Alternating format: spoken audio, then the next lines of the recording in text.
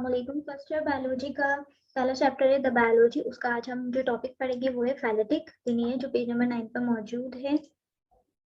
Page number 9 पर मौजूद है। इसकी डेफिनेशन है an unbroken series of species progressing from ancestor to descendant. तो आपको सबसे पहले ये बताना चाहिए कि एंसेस्टर क्या होता है और डिसेंडेंट क्या होता है। तो एंसेस्टर कहते हैं पुरानी या कदीम चीजों को, और डिसेंडेंट कहते हैं एडवांस, मॉडर्न या नई चीजों को। तो अभी फाइलेटिक लिनिएज क्या है? फाइलेटिक लिनिएज है कि an unbroken series of species, species की ऐसी अनब्रोकन सीरीज जो बिल्कुल सेम क्या रहे, सेम रहे, मतलब उसकी जो प्रोग्रेस है वो बिल्कुल सेम रहे, कहाँ से कहाँ तक, एंसेस्टर से डिसेंडेंट तक। किस चीज की सीरीज? एक unbroken series of species.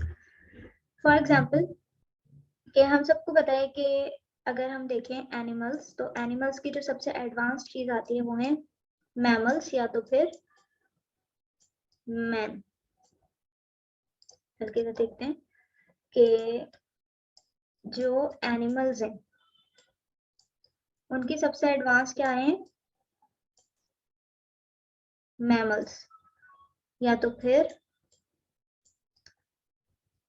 Mains. और अगर हम प्लांट्स में देखें तो प्लांट्स कौन से सबसे ज्यादा एडवांस हैं? Flowering plant.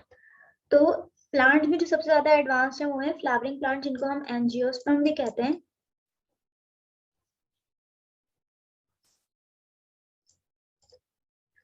सही। तो और एनिमल्स में जो सबसे ज्यादा एडवांस है वो है मेमल्स एंड मेंस। तो अगर हम पीछे जाते जाए तो हमें पता है कि एनिमल्स किससे बने? एक सेल से बने, यूकैरियोटिक सेल से बने। इधर हम आते हैं तो एनिमल किससे बने? यूकैरियोटिक सेल से बने। और यूकैरियोटिक सेल खुद किससे बना है? वो बना है प्रोकैरियोटिक सेल से। तो ये जो एक सीरीज है जो चलती हुई आ रही है, इससे पहले क्या हुआ? प्रोकैरियोटिक सेल आए, फिर यूकैरियोटिक सेल, फिर यूनिसेलुलर, फिर मल्टीसेलुलर ऑर्गेनिज्म आ गए। फिर उसके बाद वैसे ही जो है इवोल्यूशन करते गए ऑर्गेनिज्म और वो बढ़ते गए। और फिर उसके बाद इनवर्टिब्रेट्स, फिर वर्टिब्रेट्स, फिर बर्ड्स, फिर रेप्टाइल्स, फिर उसके बाद जो है एनिमल्स आए। और एनिमल्स में भी बहुत सारी चीजें हैं। एनिमल्स में फिर मैमल्स आए और फिर सबसे एडवांस कौन है? मैन। ऐसे अगर हम प्लांट को देखें तो प्लांट भी किससे बने? यूकैरियोटिक सेल से बने। और यूकैरियोटिक सेल किससे बने? प्रोकैरियोटिक सेल से। और अगर हम यहाँ से आए तो पहले प्रोकैरियोटिक सेल, फिर यूकैरियोटिक सेल, फिर उसके बाद दोबारा वही यूनिसेलुलर, मल्टीसेलुलर, और फिर जो है फर्न्स आए, फिर ब्रायोफाइट्स आए, फिर ट्रैक्योफाइट्स आए, फिर उसके बाद जो है जिम्नोस्पर्म्स आए, फिर एंजियोस्पर्म। और एंजियोस्पर्म क्या है? फ्लावरिंग प्लांट की, सब प्लांट्स की जो है सबसे ज्यादा एडवांस टाइप है, जिसे हम कहते हैं फ्लावरिंग प्लांट्स। ठीक है। तो ये क्या आ गई? ये एक अनब्रोकन सीरीज हो गई स्पीशीज की, जो एंसेस्टर से, मतलब पुराने ऑर्गेनिज्म से या पुरानी चीजों से, इस मतलब पुराने स्पीशीज से लेकर एक अभी की जो स्पीशीज है वहां तक की एक अनब्रोकन सीरीज या अनब्रोकन चेंज है, जो क्या कहलाती है? Phyletic lineage. ठीक है। तो ये हो गई हमारी फाइलेटिक लिनिएज की डेफिनेशन।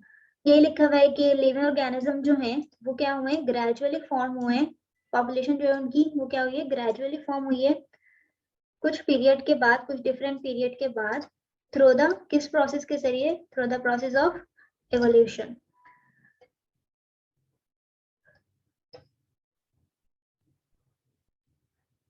और इसमें अभी भी कुछ पार्ट्स हैं जो क्या है? मिसिंग है, जो क्या कर सकें, जो सही तरीके से बता सकें कि लाइफ शुरू असल में कहाँ से हुई है। तो साइंटिस्ट को कुछ पार्ट्स मिले हैं। वो पार्ट्स कैसे मिलेंगे? साइंटिस्ट किस तरह से बता सकते हैं कि जो पहले जो है प्रोकैरियोटिक सेल था और उसके बाद जो है इस तरह से एक एक चीज करके आई है। ऐसा नहीं हुआ कि पहले जो मैन आ गया और उसके बाद जो बाकी ऑर्गेनिजम्स बने। तो नहीं, ऐसा नहीं। ऐसा क्यों कहते हैं? क्योंकि साइंटिस्ट वगैरह को कुछ फॉसिल्स मिलते हैं, जैसे डायनासोर वगैरह होते हैं ना। तो हमें कैसे पता कि अब आज के दौर में डायनासोर नहीं है, मगर हमें कैसे पता कि डायनासोर थे? तो हमें फॉसिल्स से जो मिले हैं, मतलब जो हड्डियां वगैरह मिली हैं, जो भी मिला उनको, तो उन्होंने क्या करा? उन्होंने उसको, एक मशीन होती है जिसके अंदर अगर हम फॉसिल को डालें, या अगर साइंटिस्ट जो है फॉसिल को डाले, तो वो बता देती है कि ये कितने पुराना है, मतलब ये जो है कितना पुराना है। तो इस तरह से पता चलता है कि हर ऑर्गेनिज्म कितना पुराना है। तो जो पहला फॉसिल जो मिला उनको, पहला फॉसिल नहीं, मतलब जो फॉसिल मिला, जो सबसे पुराना था वो क्या था? First living organism about 3000 million years ago. 3000 million years ago. तो ये कितना पुराना है एक ऑर्गेनिज्म, और इसी से क्या निकली हुई है? 3 लाइंस निकली हुई है, ठीक है। तो अब इधर कौन सी जा रही है? फंजाई एंड एल्जाई वाली। तो ये जो फंजाई एंड एल्जाई वाली, ये कहाँ पे मिली? प्रोटेरोजिक एरा में, जो क्या है 2000 मिलियन ईयर्स अगो। तो ये क्या है? ये इतना पुराना है। उसके बाद ये जो कॉमन वर्टिब्रेट एंसेस्टर मिले, सही है, ये भी इसी टाइप, इसी एरा के। और अगर हम सीधे जाएं तो सीधे क्या आ रहे हैं? इनवर्टिब्रेट्स आ रहे हैं। इनवर्टिब्रेट्स कौन सी एरा में मिलना शुरू हुए? पैलेयोज़ोइक एरा में, सही है। और उसकी भी ये कौन सी टाइप में मिले? कैम्ब्रियन में, जो कितना पुराना है? 600 मिलियन ईयर्स अगो, सही है। तो ये चार्ट इतना इंपॉर्टेंट नहीं है, बस ये समझने के लिए है। तो इसी तरह से साइंटिस्ट वगैरह को पता चला कि कौन से एरा में कौन से जो है ऑर्गेनिज्म मिले और वो कितने पुराने थे। तो ये किससे पता चले? मशीन से, सही है। और जो सबसे एडवांस्ड है वो क्या है? मेमल्स हैं, जो कौन से उसमें मिले हैं? पैलेयोज़ोइक एरा के पर्मियन में 270 मिलियन ईयर्स अगो, सही है। और ऐसी है जो एंजियोस्पर्म है, ये कहाँ पे मिले हैं? मेसोजोइक एरा के ट्रायसिक में मिले हैं 225 मिलियन ईयर्स अगो। यहाँ से देख लें जैसे प्लांट्स क्या है, पहले एंजियोस्पर्म है, फ्लावरिंग प्लांट, फिर जिम्नोस्पर्म, फिर फर्न्स। फर्न्स हम आगे पढ़ेंगे, अभी इतना नहीं है। फिर उसके बाद यहाँ पे अगर हम इधर जाएं तो invertebrates, fishes, amphibian, reptiles, birds, mammals, इस तरह से क्या हुआ? ऑर्गेनिजम्स जो है इवोल्यूशन करते करते आए हैं, ठीक है। तो ये हो गई प्लांट्स की, ये हो गई एनिमल्स की। और जो पहला ऑर्गेनिज्म था, जो पहला मिला था, वो क्या था? 3000 मिलियन ईयर्स अगो। तो इसका इतना ज्यादा इंपॉर्टेंट नहीं है, इसके कुछ एरा थे। कैलोजिक एरा फर्स्ट एरा था, बिल्कुल मतलब जो बिल्कुल एडवांस है।